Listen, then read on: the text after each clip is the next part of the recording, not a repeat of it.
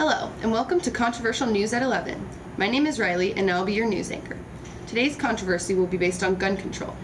Many believe that America may be better with restrictions on guns. However, tonight we will learn about the benefits of gun ownership and the devastating effects that can come from not having one. Prepare to become educated. After this short episode, you will view America in an entirely different light. Let's get started.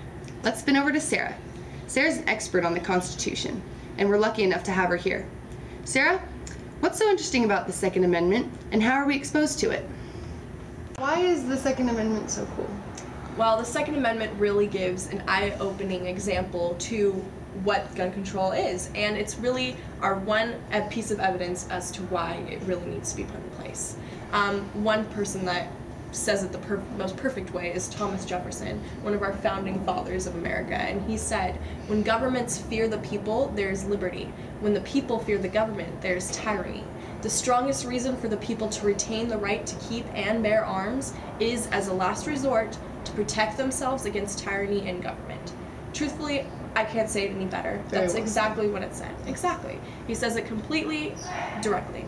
The Second Amendment, strictly in the Constitution, says a well-regulated militia being necessary to the security of a free state, the right of the people to keep and bear arms shall not be infringed. Basically, the Second Amendment is put into place as the final call to the Constitution and making sure that there is no tyrannical government. Yes, exactly. A final check in government is really what the Second Amendment is. And, does that make sense? No, of course. Yes. Said perfectly. Yes. For example, a country that we can learn from is Switzerland. Switzerland doesn't have a standing army. Isn't that interesting? I never knew. Yeah, normally countries would. And so because of this, they say that each citizen needs to have a gun. Now, you may think, you may think that because of this, the crime rate must be, off the rates, you would think that. But interestingly, they actually have very low gun rates and death rates. The annual rate of homicide by means of per 100,000 was only 0.70, which is actually one of the lowest in the entire world. And the annual rate of homicide per guns per 100,000 was only 0.52.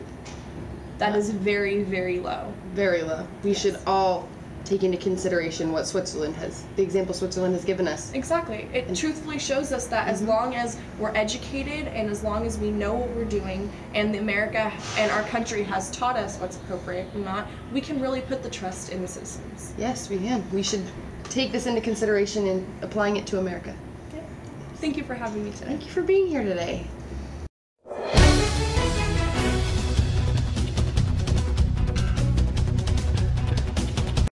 While taking into consideration these interesting facts that Sarah just shared with us, we can now go on to Taylor, who is offset with a decorated war veteran of the United States military. We are sitting here with Dave Thomas, a decorated Vietnam vet, and with the hot topic about gun control, we thought we would interview him. So I understand you're a decorated Vietnam vet. Would you like to tell us a little bit about it? Well, I served in Vietnam in the 1969-1970. I was an artillery foreign observer. During my tenure there, I was awarded the Silver Star, the Bronze Star, and the Vietnamese Cross Gallantry. That are some awesome awards. So with that said, why do you think civilians should have the right to own guns? Well, it is a basis of America. It's a little unusual for most countries of the world, but that has been a right from the get-go to be able to own guns. I don't fully agree with that in every circumstance, but I think people should have the right, if they can qualify, to own a gun. Do you think that society is looking at guns in a different way because of the situations that have been happening because of them? Yes, I do, and I think there's some good reasons we should look at those issues and decide perhaps we should have a different type of gun control than we've currently had. And what type of gun control do you think that should be? Well, I don't think any hippie ought to have a gun for starters. And no, I think, I really think we have to look at who's getting guns, who's associated with the people getting guns, and maybe consider more than an individual, but perhaps a family unit, whether or not a gun can go into a family, let's say with somebody with abusive behavior. Do you think that gun control has affected our Second Amendment right at all? Well, no, because we haven't lost any of our Second Amendment right, and it is a strong point. Unfortunately, you're probably asking the wrong person. You know, veterans aren't very interested in guns. You want to fake a phony war hero, go to their house and it'll be full of guns. I've never met a true veteran who wants or needs to have a gun anywhere near him. Okay, with that said, how have guns helped you personally? Well, they shot some pretty bad guys on a couple of occasions. How they've helped me personally, boy, that's a good question. I have to tell you, in combat, yes, they were very effective weapons, and that's where I've used them, and that was the only place I ever planned to use them. Do you think that guns could protect civilians from harm in a family or in a situation outside in society? Well, I think they have, and they do all the time. You know, the thought of somebody having a gun does make people have second thoughts about going into a house. For the few times they've actually had the gun, I'm sure it's rippled through the event. Unfortunately, we don't hear too much about those episodes, more about the episodes where guns were badly abused and misused. All right, well, thank you for your time, and thank you for letting me do an interview. Well, good, and I hope anybody watching this won't grow up to be a hippie.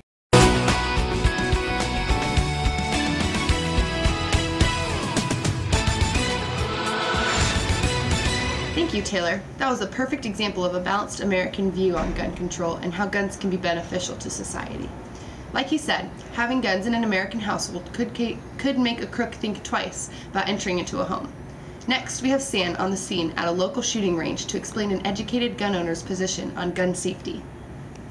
Thank you, Riley. I'm here at Metcalf Range in San Jose to show you how environment involving guns does not necessarily have to be dangerous.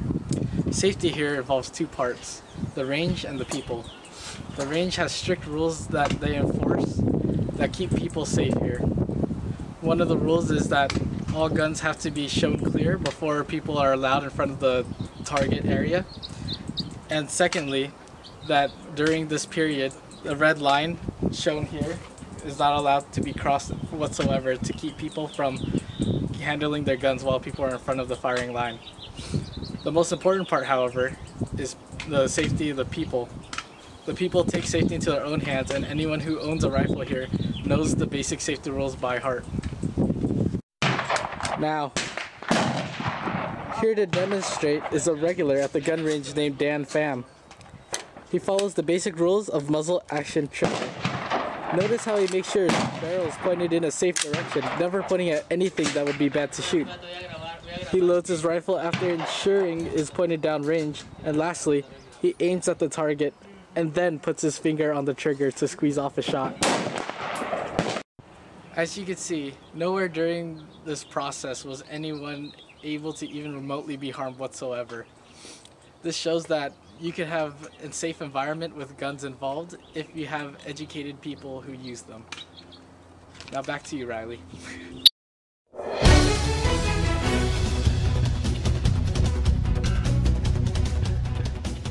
Thank you, Stan, for showing us how being educated could increase gun safety.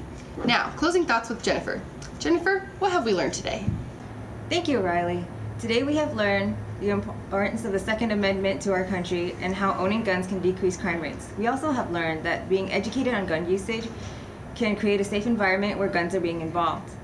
Understanding these key points is essential to knowing how guns can be beneficial to our society, so we encourage you to visit www.nraila.org and click on the link to write to your representatives.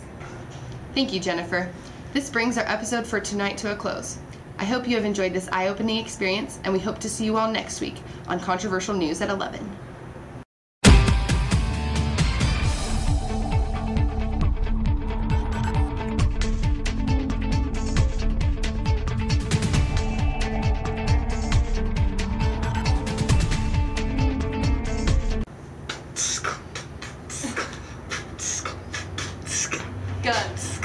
Guns are fun as long as you use them the right way. Guns.